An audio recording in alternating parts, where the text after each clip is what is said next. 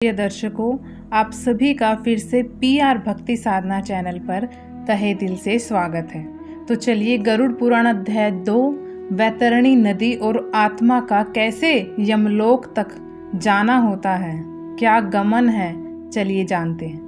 गरुड़ जी कहते हैं कि हे भगवान, हमें यमलोक के बारे में बताएं।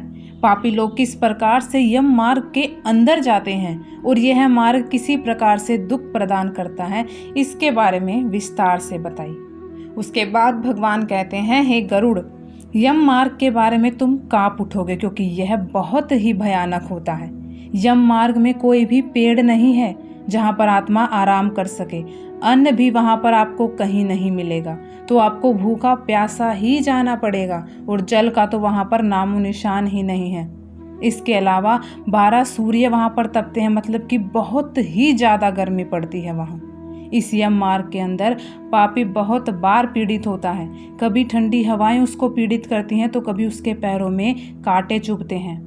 इस रास्ते में सांप, कुत्ते और बाघ के द्वारा खाया जाता है और बहुत अधिक भयंकर पीड़ा होती है।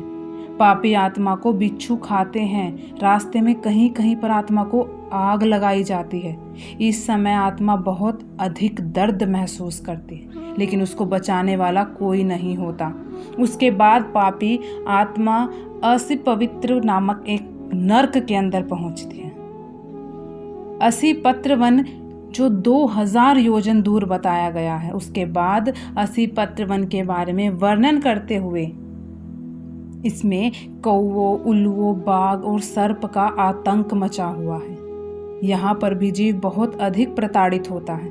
वह कभी पर्वत से गिरता है, कभी कीलों पर चलता है, कभी आग में जलता है, कुएं में गिरता है, घने अंधकार में गिरता है, कीचड़ में गिरता है, और जोकों से भरे कीचड़ में भी वह कई बार गिरकर बहुत पीड़ित होता है। इस जगह पर पापी आत्मा को तपी हुई बालू के ऊपर चलना पड़ता है, धधकते मार्ग और अंगारों पर चलना पड़ता है।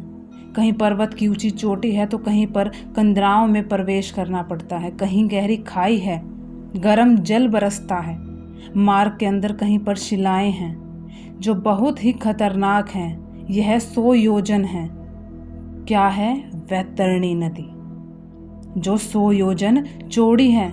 इसके अंदर मवाद है, रक्त बह रहा है, हड्डियां हैं, देखने मात्र से ही प्राणी कांप जाता है।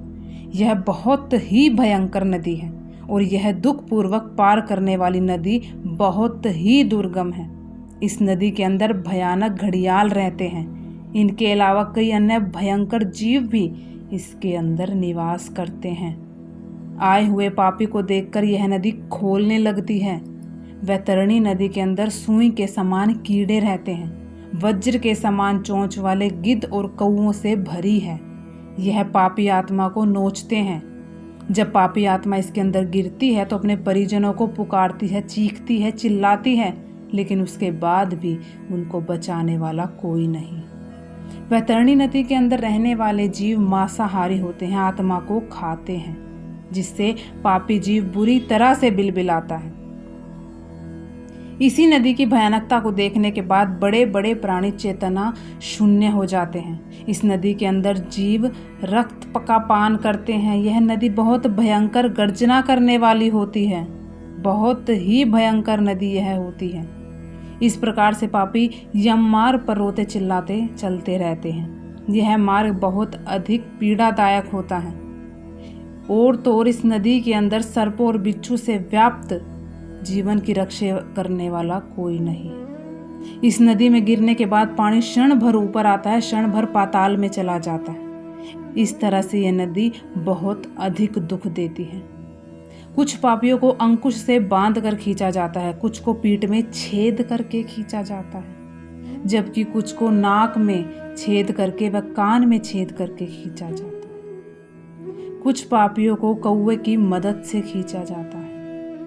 पापी गर्दन और पैरों में जंजीरों से बंधे हुए पीठ के ऊपर लोहे के बार को रखकर मार्ग में चलते हैं। यमदूतों के द्वारा मुकदरों से पीटे जाते हैं, जिससे खून निकलता है, और उस खून को चूसते हुए मार्ग पर वह चलते हैं। इस दौरान पापी जीव अपने पाप कर्मों के बारे में सोचता और बहुत अधिक दुखी होता है। यम मार्ग पर चलते हुए मंद बुद्धि प्राणी अपने पुत्र और पौत्रों को पुकारता है, विलाप करता है। उसके बाद सोचता है कि मनुष्य जीवन पुण्य करने के लिए प्राप्त होता है, उसके बाद भी पुण्य मैंने क्यों नहीं किया, देवताओं की पूजा क्यों नहीं की, धर्माचरण नहीं किया, दान नहीं किया, तीर्थ यात्रा नहीं की, तो अब तो अपने गलत कर्मों का फल भोगना ही पड़ेगा।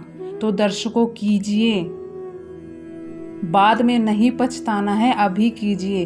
कीजिए दान पुण्य, कीजिए पूजा पाठ, कीजिए पुण्य काम, कीजिए दूसरों की मदद, असहाय लोगों की मदद। क्योंकि ये जीवन जी लिया ठीक है, हमने तो मौज मस्ती कर ली, लेकिन ऊपर जाकर जवाब देना पड़ता है और देना पड़ेगा। वहाँ रोने से अच्छा है कि यहाँ कुछ अच्छे कर्म किए जाए। दर्शकों, तुमने ब्राह्मणों की पूजा नहीं की, देव नदी गंगा का सहारा नहीं लिया, सत्पुरुषों की सेवा नहीं की, दूसरों का उपकार नहीं किया या दूसरों पर उपकार नहीं किया। हे जीव, अब तुमने जो किया है उसी का फल भोगो। तुमने जल विहीन क्षेत्र में तालाब नहीं बनाए, ब्राह्मणों की आजीविका के लिए कोई प्रयास नहीं किया, कोई दान नहीं किया, गौओं के भरण पोषण की व्यवस्था नहीं की, पुराणों को नहीं सुना, विद्वान की पूजा नहीं की, शास्त्रों को प्रणाम नहीं किया। अब अपने बुरे फल भोगो। नारी जीवात्मा भी पश्चाताप करती हुई कहती है कि मैंने अपने पति की आज्ञा का पालन नहीं किया, पवित्र व्रत धर्म का पालन नहीं किया, गुरुजनों का सम्मान नहीं किया, पिता की सेवा नहीं की, पति की मौत के बाद वैधव्य प्राप्त करके त्यागमय जीवन व्यतीत नहीं किया, उपवासों को और चंद्रायण व्रतों के नियमों का पालन करके शरीर को नहीं सुखाया, दुष्कर्मों और बहुत प्रकार के दुख को प्राप्त करने के लिए नारी शरीर पाया था। गरुड़ पुराण 2 में आगे भगवान बताते हैं, दर्शकों, इसके बाद 17 दिन वायु वेग में चलने के बाद 18वें दिन वह प्रेत सौम्यपुर के अंदर जाता है। यहाँ पर पुष्प भद्रा नदी और अत्यंत अच्छा दिखने वाला एक वट वृक्ष भी है। यहाँ पर स्त्री प्रेत को आराम करवाया जाता है। प्रेत अपने पुत्र और पौत्रों के द्वारा दिए गए सुख का स्मरण करने के बाद बहुत दुखी होता है। उसके बाद जीव को यमदूत कहते हैं कि हे जीव, क्या तुमको पता नहीं था तुझे एक ना एक दिन इसी मार्ग पर चलना होगा? क्या तुमने ब्राह्मणों के मुख से नहीं सुना था? सुनने के बाद भी तुमने कुछ अच्छा नहीं किया और अपने कर्मों का फल भोगता चल। और उसके बाद जीव को मुग्धरों से पीटा जाता है। उसके बाद जीव पुत्रों के द्वारा दिए गए मासिक पिंड को खाता है। फिर जीव सैरीपुर पहुंचता है। यहाँ के जड़म नामक एक राजा को देखकर जीव बहुत अधिक भयभीत हो जाते हैं और यहाँ से भागने की कोशिश करते हैं। अपने स्वजनों के द्वारा दिए गए अन्न जल को खाकर जीव इस पुर को पार करता है। तीसरे मास को पापी जीव गंधर्व नगर को पहुंचता है। वहां पर पिंड खाकर आगे चलता है। चौथे मास वह शैलागमपुर में आता है और वहां पर उसके ऊपर पत्थरों की वर्षा होती है। उसके बाद वह 5वें मास प्रेत कोयम्पुर नामक स्थान पर पहुंचता है। कोयम्पुर के अंदर वह प्रेत बांधवों के द्वारा दिए गए 5वें पिंड को खाकर कुरकुरीपुर की ओर चलता है। 5.5 मास के बाद वह उषाण मासिक पिंड से तृप्त होने के बाद यमदूतों के द्वारा डराए जाने के बाद उस पुर को छोड़कर त्रिभुवन नामक पुर को जाता है, जहां यमराज का छोटा भाई विचित्र नाम वानला राज्य करता है। उसके बाद नाविक आकर उस जीव को कहते हैं कि यदि तुम्हारा कोई अच्छा पुण्य किया हो तो तुम नाव में बैठकर नदी पार कर सकते हो। यदि किसी जीवात्मा ने दान किया है तो वो उस नदी को आसानी से पार कर लेता है, अन्यथा यमदूत उसके मुख में सूल से छेद करके रस्सी बांधकर उससे नदी पार करवाते हैं। इस दौरान प्रेत को बहुत अधिक दर्द होता है और वो बिलबिलाता है। 8वें मास से वह पिंडों को खाकर आगे बढ़ता है और 9वां मास पूर्ण होने पर जीव नाना कंद्रपुर नामक स्थान पर पहुंचता है और वह वहां भी भय से थरथर कांपता है। उसके बाद यमदूतों द्वारा भयभीत करते हुए 11वें महीने सुप्त भवन नामक स्थान पर पहुंचता है। वहां पर पुत्र आदि से पिंडदान से वो सुखी नहीं होता। 11वें मास पूरे होने पर वह रौद्रपुर के अंदर जाता है। उसके बाद 11 मासिक पिंड को वह खाता है। 11.5 मास बिताने के बाद पर्योवर्षण नामक स्थान पर जाता है। यहाँ पर प्रेतों के द्वारा घनघोर वर्षा की जाती है और जीव बहुत अधिक दुखी होता है। उसके बाद वर्षा के अंत में वह यमपुरी को पहुंचता है। यहाँ पर उसने अपने वायु शरीर को साथ लेकर कष्टपूर्वक यमपुरी को जाता है। जो जीव अपने जीवन काल के अंदर दान वगैरह नहीं करते हैं उसको यमदूत अत्यंत कष्ट देते हैं और यमपुरी तक घसीटते हुए लेकर जाते हैं। उसके बाद भगवान कहते हैं, हे गरुड़, मैंने यम मार्ग के बारे में आपको विस्तार से बता दिया है, अब आप और क्या जानना चाहते हैं पूछिए। दर्शकों, यह था गरुड़ पुराण अध्याय 2। इसके बाद पेश करते हैं गरुड़ पुराण अध्याय 3 अगली पेशकश में। तब तक के लिए जय श्री कृष्ण और सद्कर्म करते रहिए।